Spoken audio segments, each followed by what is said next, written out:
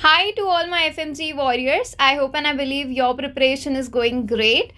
तो आज का जो हमारा सब्जेक्ट था वो था ऑब्सगाइनी के 20 जो हाई यील्डिंग टॉपिक्स हैं वो हम डिस्कस करेंगे. एंड गाइस ट्रस्ट मी, इन 20 टॉपिक्स में से I can take the guarantee के 10 टॉपिक्स तो होंगे ही ऐसे जिनमें से क्वेश्चंस आएंगे ही आएंगे. ओके क्योंकि सुपर हाई यील्डिंग है, मतलब इनसे क्वेश्चन आना ही आना है. एक्लेम्शिया से क्वेश्चन आना है, पीसीओएस का क्राइटेरिया पूछेंगे उससे क्वेश्चन आना है, एक टॉपिक से क्वेश्चन आना है. तो ये तो मतलब है ही ना कि यहाँ से तो क्वेश्चन आनी है, तो हम क्यों छोड़ें इन चीज़ों को. ठीक है, so without wasting your time let's just start. First one is positive Chadwick sign. Positive Chadwick sign ये होता है चैडविक साइन. तो चैडविक साइन क्या होता है? It is the what? It is the bluish discoloration of your cervix and vagina. Bluish discoloration of cervix and vagina. अब आ जाओ, क्या पढ़ना है इसके ऊपर? हमें पढ़ना है probable signs of pregnancy. Probable signs of pregnancy. Okay, चलो, तो पहला क्या होता है? पहला साइन कौन सा है? पहला साइन जो तुम्हारा है that is your Goodell sign. Goodell sign क्या होता है? तो गुडल से याद रखना, गुड मतलब हैविंग अ गुड हार्ट. तो इसका मतलब क्या होता है? इसमें हो जाती है softening of cervix. Softening of cervix.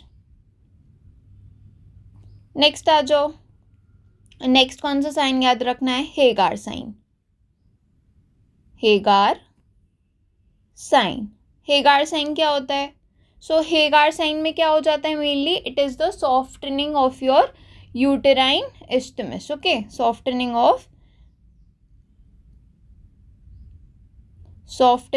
of uterine isthmus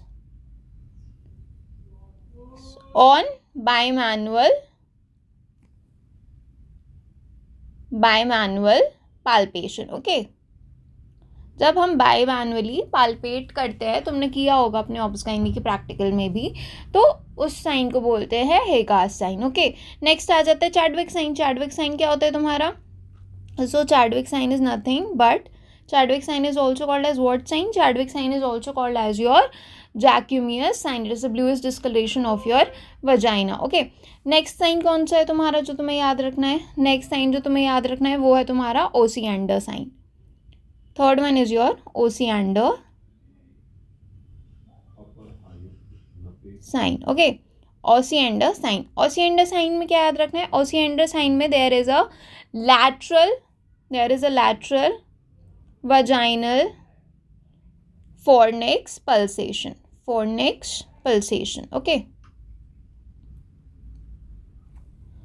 so these are the signs which you need to keep in mind. एक और साइन याद रखो. कौन सा? McDonald sign. वो वाला मैकडोनल्ड नहीं जहाँ तुम जाते हो. ओके, मैकडोनल्ड साइन क्या होता है? So it is the easy flexibility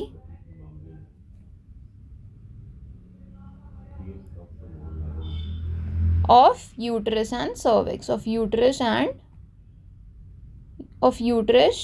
over cervix. Okay,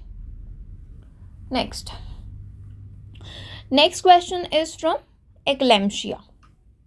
okay, pre eclampsia कब डायग्नोस करोगे? When the BP is more than और equal to 160/110 millimetres of mercury.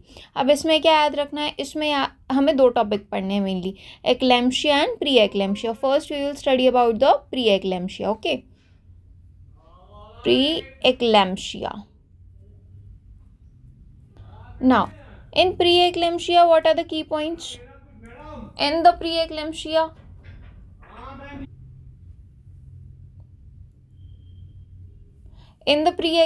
what you need to know is that preeclampsia जो होता है mainly it occurs after 20 weeks of gestation. ठीक है, and it is characterized by what? It is characterized by hypertension plus proteinuria. Okay, hypertension plus protein, urea. What is the diagnostic criteria? So for the diagnostic criteria, you have to have what? You have to have the BP should be more than or equal to 140/90 millimeters of mercury. Okay, it is normally, but they are asking about the severe preeclampsia. Severe हमेशा is 160/110. Normally if they are asking कि preeclampsia की range क्या है, तो you have to answer it as 140/90 millimeters of mercury. Next आ जाओ, एक वो होता है देयर इज हेल्प सिंड्रोम, है ना, हेल्प सिंड्रोम भी होता है इसमें क्या होता है, मेनली एलिवेटेड लिवर एंजाइम्स होते हैं. Okay, mainly elevated liver enzymes होते हैं. नेक्स्ट आ जाओ,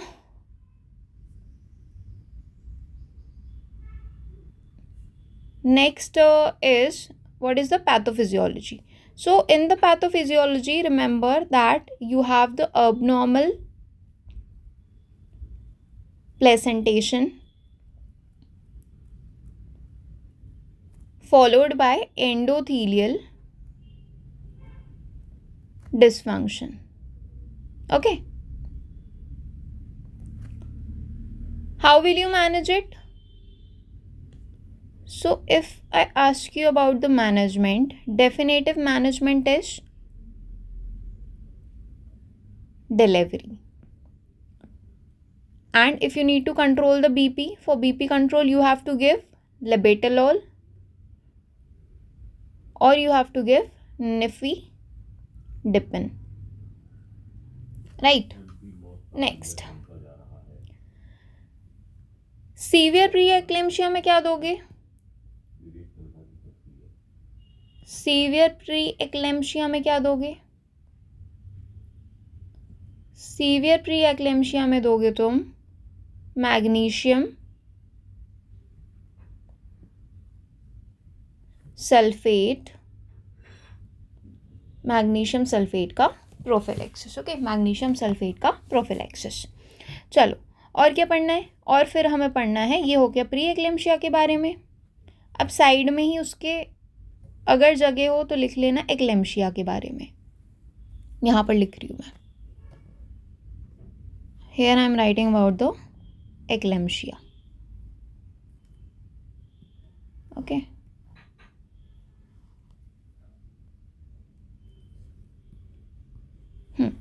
eclampsia.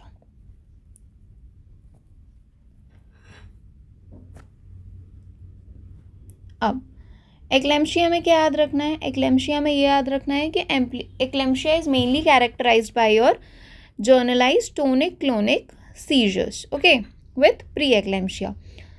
क्लिनिकल फीचर्स की अगर मैं बात करूं तो मेनली इसमें क्या होता है? विजुअल डिस्टर्बेंस होता है एंड सीजर्स आते हैं. मैनेजमेंट के लिए you have to give what? You have to give the magnesium sulphate like your Pritchard's regimen और your Zuspan regimen. Okay, these are the key pointers which you need to keep in mind. चलो, अब आ जाओ next question के ऊपर. Next question क्या है? They are asking about what is the most common risk factor of your placenta previa. तो mainly we have to study what? We have to study placenta previa. Most common risk factor is your previous LSCS. Now write down the heading of placenta previa. Placenta previa. Okay. Now, the first thing is that placenta previa होती क्या है? तो placenta previa में क्या होता है? जो placenta होती है वो इनकम्प्लीटली पार्शियली जो होती है वो इंटरनल लॉस को कवर कर लेती है. तो मेनली 4 टाइप की होती हैं. कौन से 4 टाइप होता है? First is type 1. तो type 1 is low lying. Low lying मतलब ऐसे नीचे की साइड पे थोड़ा जा रही है. Second one is marginal. Attach to the margin. Third one में क्या दिख रहा है, इट इज पार्शियल, मतलब पूरा कवर्ड नहीं है बट पार्शियल है। फोर्थ वन क्या है, so fourth one is completely covered. Presentation की अगर मैं बात करूं तो पेशेंट किसके साथ आएगा, the patient will present will what, painless, recurrent and bright red bleeding in third trimester। ठीक है, डायग्नोसिस कैसे बनाओगे इसकी, diagnosis will be based on the USG, TVS is best for it. अब मैनेजमेंट के लिए क्या करोगे, तो देखो मैनेजमेंट के लिए मेनली एक्सपेक्टेंट मैनेजमेंट होता है, लेकिन अगर अनकंट्रोल्ड है तो you have to give the elective LSCS at 36 to 37 weeks. Okay, complication क्या हो सकती है इसकी, द कॉम्प्लिकेशन इसकी हो सकती है पोस्ट पार्टम हेमरेज, PPH हो सकती है इसकी एक कॉम्प्लिकेशन। और PPH भी बहुत इंपॉर्टेंट टॉपिक है, हम PPH भी पढ़ेंगे। ओके, नेक्स्ट आ जाओ फोर्थ क्वेश्चन के ऊपर। Active management of third stage of labour includes all except, तो हमारा टॉपिक क्या है, थर्ड स्टेज ऑफ लेबर। अब इसका आंसर थोड़ा सा मैं अनश्योर हूँ, क्योंकि इसका आंसर जो है कॉर्ड क्लैंपिंग भी आने लगा है आजकल, I am pretty unsure about this. Anyways, active management of third stage of labour, write down the heading. Okay, now the first thing is you can give uterotonics. Uterotonics में क्या दोगे, uterotonics में हम देंगे oxytocin 10 international units with in 1 minute of birth. Okay, with in 1 minute of birth. Next आ जाओ, क्या करोगे, कॉर्ड क्लैंपिंग। अब देखो कॉर्ड क्लैंपिंग इसमें ना दोनों ही कर सकते हैं, अर्ली भी कर सकते हैं, डिलेड भी कर सकते हैं। That depends on what, that depends on the guidelines।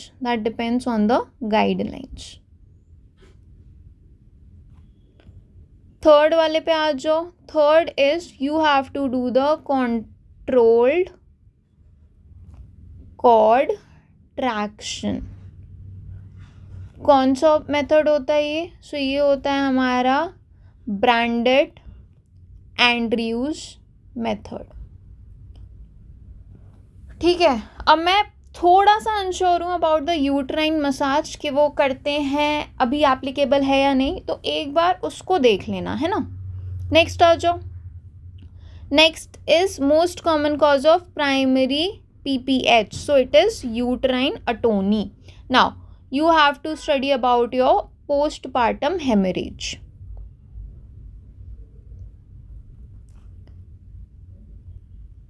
Postpartum hemorrhage, that is PPH.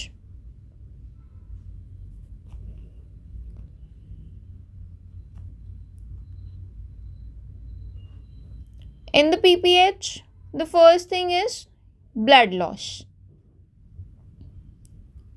Blood loss कितने में कितना होता है, तो ब्लड लॉस वजाइनल में होता है more than equal to 500 ml अगर है तो, किसमें, वजाइनल में, and more than equal to 1000 ml है किसमें, सिजेरियन सेक्शन में। तो ये होता है PPH का क्राइटेरिया। अब मोस्ट कॉमन कॉज जो होता है ना इसका, दैट इज़ यूट्राइन एटोनी। और कॉजेस की अगर मैं बात करूँ तो 4 T's are involve. What are the 4 T's you have, so you have tone, that is atony. Next you have trauma, मतलब rupture.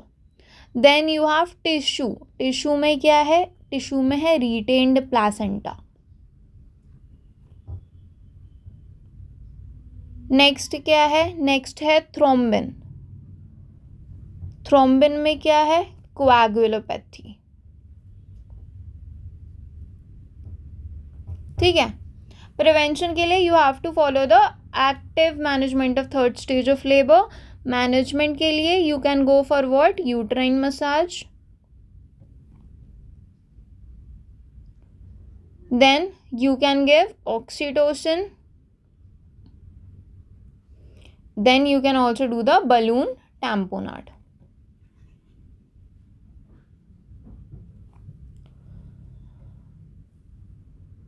Next question. So this was the question about your PPH. Next question is about the most common breech presentation. तो breach क्या होता है? Breach में जो fetal के buttocks होते हैं या फिर फीटल की जो फीट होती है, that is the presenting part. ये देखो, या तो बटक्स या तो फीट जो है वो प्रेजेंटिंग पार्ट है. तो हेडिंग डाल लो मेरे साथ, ब्रीच. Breech presentation. अब ब्रीच प्रेजेंटेशन में क्या है?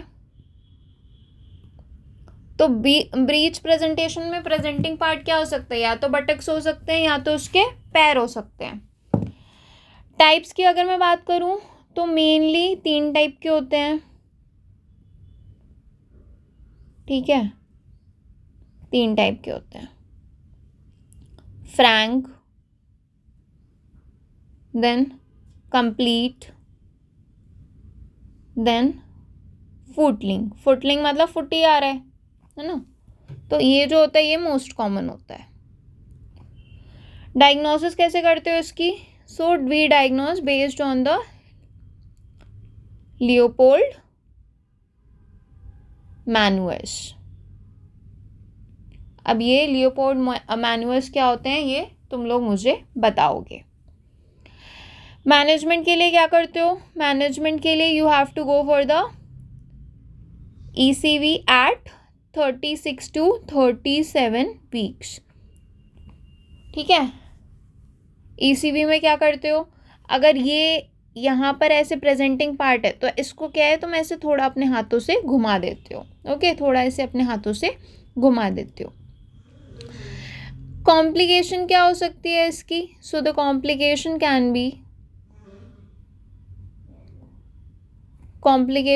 B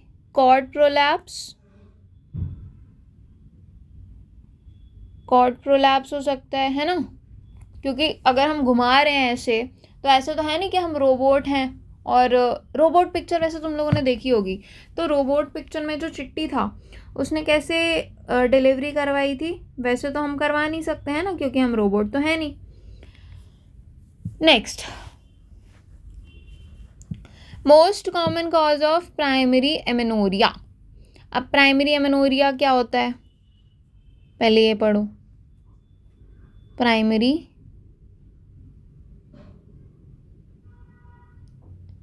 amenorrhoea.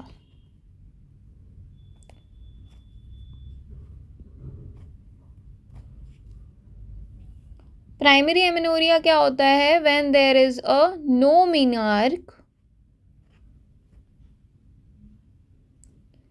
menarche by 15 years of age with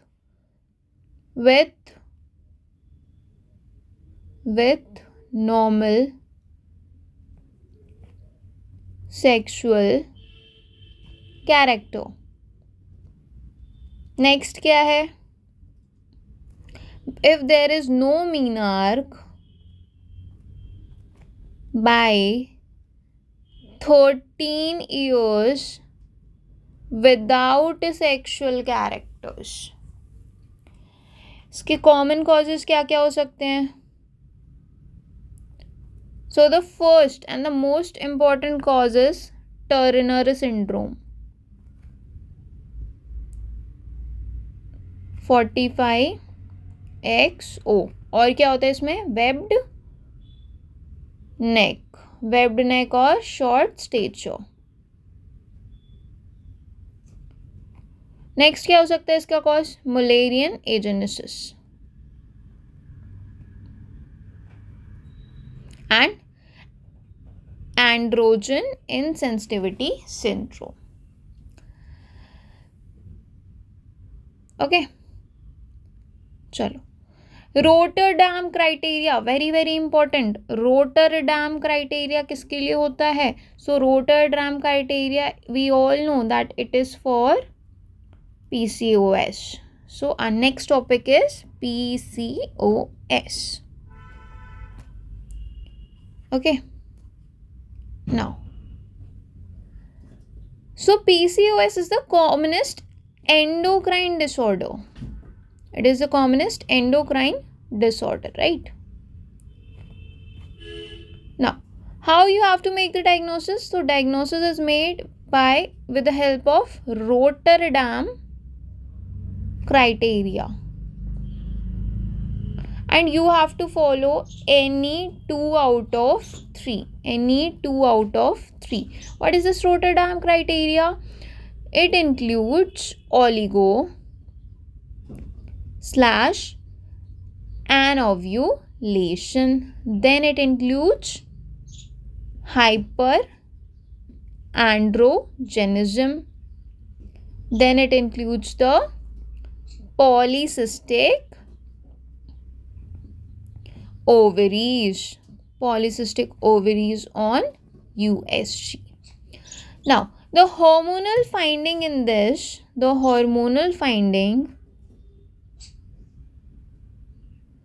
will be increased LH is to FSH ratio, that is more than 2:1. Okay, what is the clinical feature if I ask you? So the clinical feature will be, there will be irregular menses, then there will be hirsutism, acne, obesity and infertility. How you have to manage? Management के लिए mainly है lifestyle modification. And next क्या करना है? OCPs देने हैं. और क्या दे सकते हो तुम? और दे सकते हो तुम लेट्रोजोल. लेट्रोजोल जो होता है वो ovulation induction drug of choice है. कॉम्प्लिकेशन क्या हो सकता है इसका? The complication that can be there is endometrial hyperplasia. Next आ जाओ. सो इसका आंसर क्या था? PCOS के लिए. So the next one is emergency contraceptive pill is most effective when taken within 72 hours. So emergency contraceptive कौन सी होती है? emergency contraceptive pills. First one is your levonorgestrel. Second one is your ulipristal acetate. Third one is your copper T within 5 days. Okay, within 5 days. Now, levonorgestrel is 1.5 mg single dose within 72 hours. Ulipristal is 30 mg within 120 hours. And this one is within 5 days. चलो, next आ जाओ. Next you have is most common symptoms of fibroid uterus. Guys, I forgot to add one diagram of fibroid. So please एक बार diagram देख लेना fibroid का, है ना. तो आ जाओ fibroid के ऊपर आ जाओ. फाइब्रॉइड में क्या की पॉइंट्स याद रखने हैं? तो फाइब्रॉइड्स क्या होता है? It is a benign smooth muscle tumour, है ना. बेनाइंग स्मूथ मसल ट्यूमर है ये.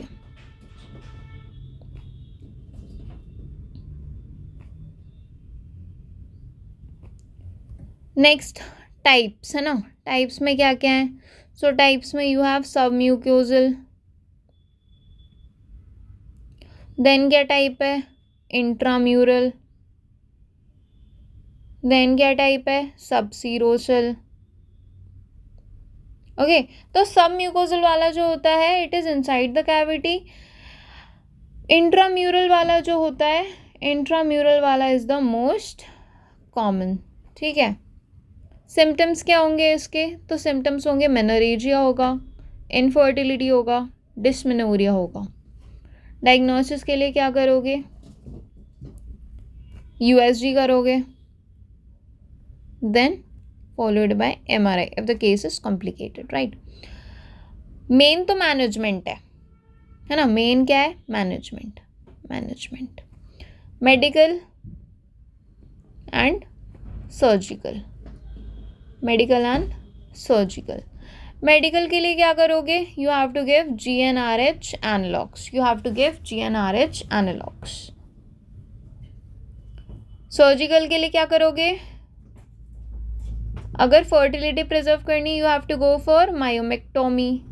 नहीं करनी है, you can go for hysterectomy, ठीक है। चलो नेक्स्ट आ जाओ।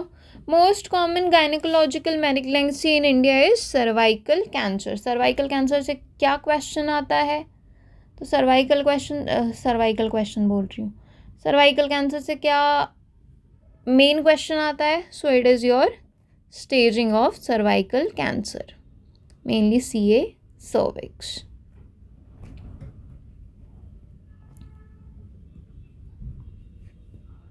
ओके, तो अब देखो, इसको याद रखने की एक ट्रिक बता रही हूँ। पहले ट्रिक पढ़ेंगे, उसके बाद कुछ और पढ़ेंगे। तो यहाँ पे ट्रिक, तो पहली ट्रिक क्या है? जो स्टेज 1 है, it will be with in the cervix. Stage 2 में याद रखना, it is either it involves the invasion nearby, okay, like your parametrium या फिर अपर वजाइना। थर्ड वाला क्या है? फर्दर स्प्रेड होगा, कहाँ तक? So it includes your wall, it includes your lower vagina and your नोच। फोर्थ वाला और फार अवे जाएगा, कहाँ? ब्लैडर में चला जाएगा, फिर रेक्टम में जाएगा, फिर और दूसरी जगह जाएगा। तो फर्स्ट वाला क्या है? तो फर्स्ट वाले में you have mainly 1A and 1B। 1A वाले में क्या है? 1A वाले में भी 1A1 1A2 है ना, 1A1 1A2 less than 3 mm depth. और इसमें कितनी डेप्थ है? 3 to 5 mm। इसमें भी 3 टाइप के हैं, 1 to 3 less than 2 cm, 2 to 4 and more then 4। तो ये हो गया सर्विक्स से कन्फाइंड।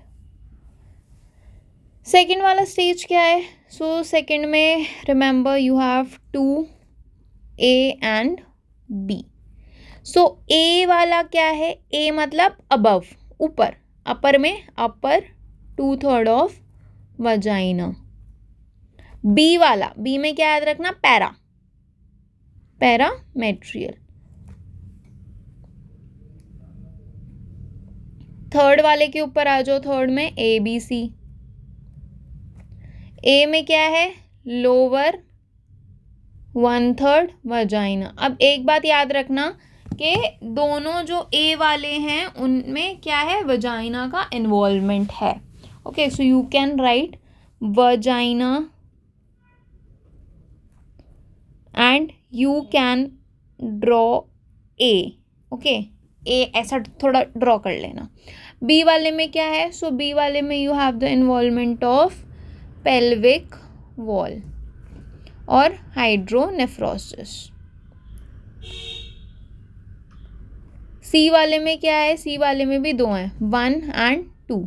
1 वाले में है पेल्विक नोड एंड 2 वाले में है पैरायोटिक नोड। चलो, most common cause of anovulatory infertility is your PCOS. We have seen this, right? We have seen this. But what next we can study is premature ovarian failure. Premature ovarian failure. Now, pre mature ovarian failure में क्या है?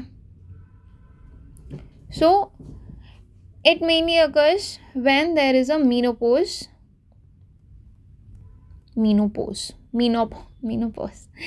before 40 years.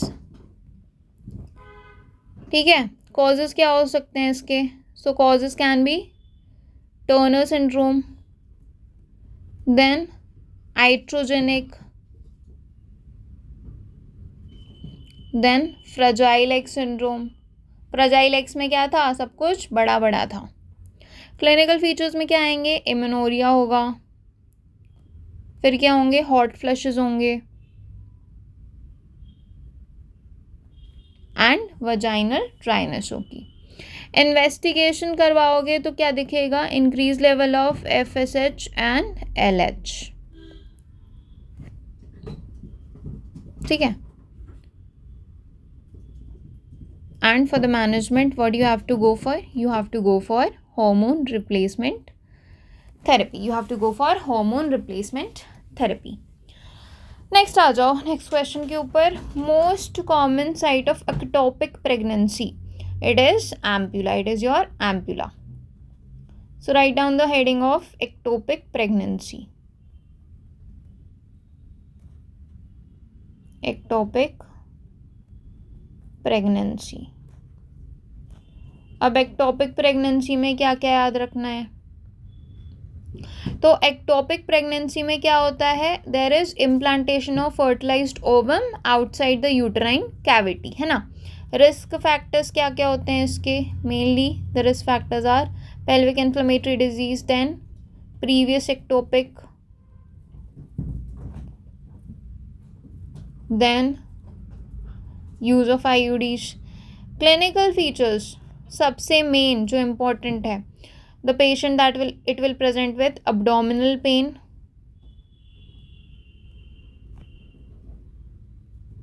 Plus amenorrhoea, plus vaginal bleeding अगर है, plus vaginal bleeding.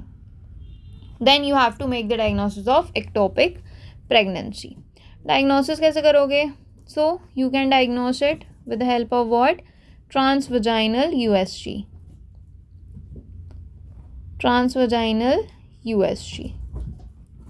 And you can also check the beta HCG levels. Okay, mainly जो है वो rising होंगे. Levels जो हैं अगर normally rise नहीं कर रहे हैं, then it's suggestive of ectopic pregnancy. Management आ जाओ, बहुत important. दो मैनेजमेंट करोगे, मेडिकल करोगे, सर्जिकल करोगे. ठीक है. मेडिकल मैनेजमेंट के लिए क्या करोगे? So for the medical management you have to give methotrexate.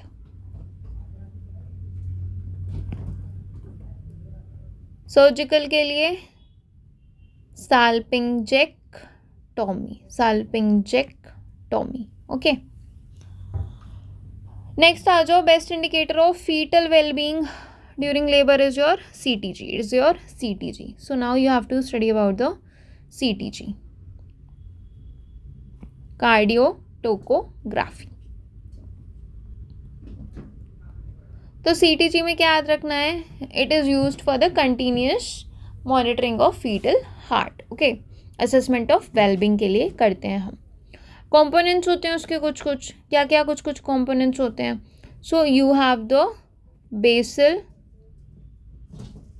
Baseline fetal heart rate 110 to 160 beats per minute. Variability होती है 5 to 25 beats per minute normal है. एक्सेलरेशन होता है, डिसेलरेशन होता है. सो डिसेलरेशन पे क्वेश्चंस आते हैं, है ना. तो डिसेलरेशन ही पढ़ लेते हैं. अब डिसेलरेशन में टाइप्स होते हैं, है ना. तो पहला टाइप क्या है? अर्ली होता है. Then you have late and then you have the variable. तो अर्ली में क्या याद रखना है? अर्ली में रिमेंबर कि अर्ली का जो कॉज होता है it is head compression.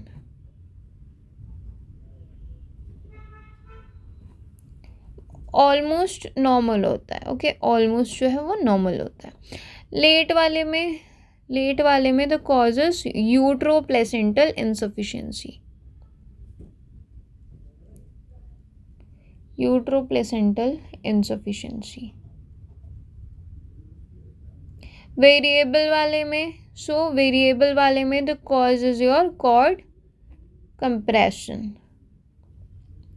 The cause is your cord compression. चलो नेक्स्ट आ जाओ, बहुत इंपॉर्टेंट, मैग्नीशियम सल्फेट टॉक्सिसिटी. तो इसका आंसर क्या लग रहा है? So the answer to this, what you guys think, can be either it can be consciousness, क्योंकि यूरिन आउटपुट तो इन्वॉल्व होता है, डीप टेंडन रिफ्लेक्स भी होता है. So it is magnesium toxicity is first indicated by the loss of. So first indicator क्या होता है उसका? तो फर्स्ट इंडिकेटर होता है सबसे ज़्यादा, वो है तुम्हारा डीप टेंडन रिफ्लेक्स. वो है तुम्हारा डीप टेंडन रिफ्लेक्स. ओके, तो इसमें टॉक्सिसिटी का क्लासिकल ट्राइड क्या होता है? Toxicity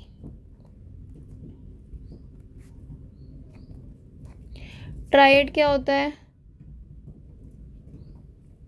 you have the loss of deep tendon reflex first, then you have the respiratory depression, then you have the cardiac abnormalities,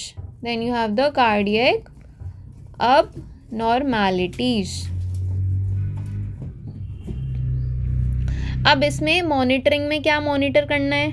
you have to monitor something. तो monitoring में क्या याद रखना है? मॉनिटर में हमें क्या क्या मॉनिटर करना है? Reflex, mainly patellar reflex check करते रहना है. पटेलर रिफ्लेक्स पता है ना, वो नी में हैमर मारते हैं तो तब. Respiration should be more than 12 per minute.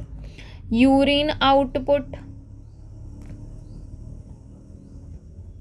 More than 30 ml per hour. Management के लिए क्या करोगे? For the management you have to stop the infusion and you can give the antidote, that is your calcium gluconate 10 ml, 10% IV slowly. Okay, चलो next आ जाओ. What is the most common cause of secondary infertility? So it is tubal block. And in tubal block also, the most common cause of tubal block is your pelvic inflammatory disease. So we have to study about the pelvic inflammatory disease. Okay. Now, in the pelvic inflammatory disease, the first thing is that, what is pelvic inflammatory disease? It is an infection of upper genital tracts like your uterus, fallopian tubes and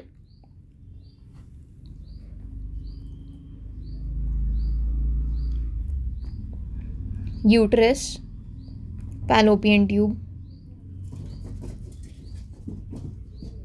and ovaries. What is the most common cause? So it is chlamydia. Risk factor is multiple sexual partners and IUD insertion. Clinical feature, there will be a sign by the name of, first there will be lower abdominal pain, then there is Chandelier's sign. What it is? It is the cervical motion tenderness. Okay, cervical motion tenderness होती है.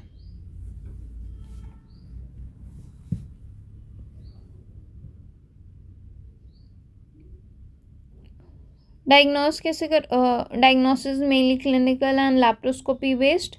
Now, for the treatment, for the management, what you have to give? You have to give the broad spectrum antibiotics.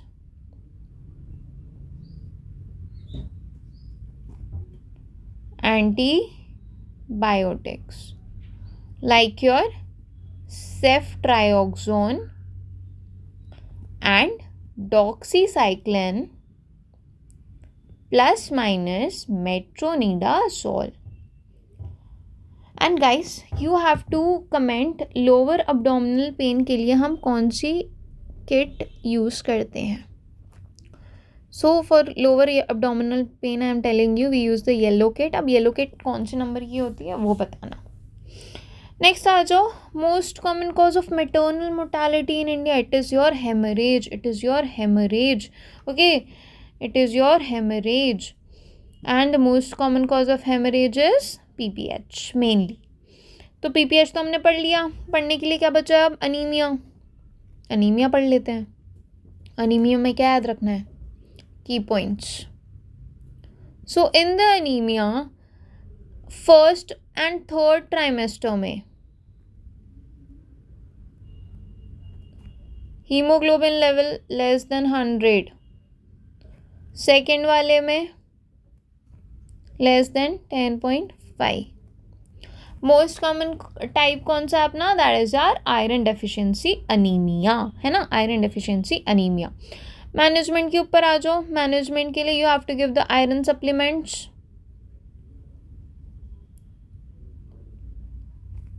And folic acid. Severe cases में क्या करोगे? Blood transfusion. चलो next question के ऊपर आ जाओ. Safe period for external cephalic version. So ECV external cephalic version क्या करते हैं? बच्चे को ऐसे घुमा देते हैं, है ना. ऐसा दिख रहा है ना, तो बच्चे को घुमा देते हैं. So the most safe period is 36 to 37 weeks. Manual rotation होती है मेनली फीटस की. हाथों से घुमा रहे हैं ना, so it is the manual rotation of fetus. Indication क्या होता है? जब ब्रीच प्रेजेंटेशन है तब. कॉन्ट्रा इंडिकेशन कौन से केसेस में हो जाता है? So it is contra indicated in uterine anomalies.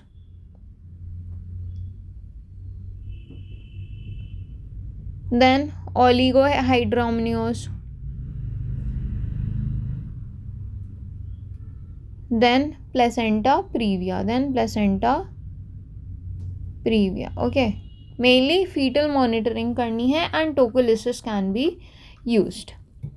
चलो नेक्स्ट आ जाओ बिशॉप स्कोर के ऊपर. तो बिशॉप स्कोर के लिए निमोनिक याद रखना. पहले तो असेस किसके लिए करते हैं? फेवरेबिलिटी ऑफ योर सर्विक्स के लिए हम यूज़ करते हैं. So the mnemonic is Desco. Desco में क्या है? Dilation, effacement, station, cervical consistency and position of the cervix. अब इसमें क्या है? मेनली इसमें इफेसमेंट के लिए क्या होता है? Effacement is for the length. Effacement होती है लेंथ के लिए. कंसिस्टेंसी क्या होती है? फर्म, मीडियम या सॉफ्ट हो सकती है. फीटल स्टेशन +3 to -3 तक हो सकता है. तो अगर मोर देन 8 है तो फेवरेबल फॉर इंडक्शन है. लेस देन 6 है तो it is unfavourable for induction. This you need to remember. Last question बहुत ही आसान सा क्वेश्चन है. Maximum blood loss allowed in vaginal delivery is 500 ml. C section में कितना है? It is 1000. तो guys if you have any sort of doubt please feel free to ask me, please feel free to DM मी. और एक बार अपना score comment section में बता देना कि कितना स्कोर तुम्हारा बन रहा है. Thank you so much guys.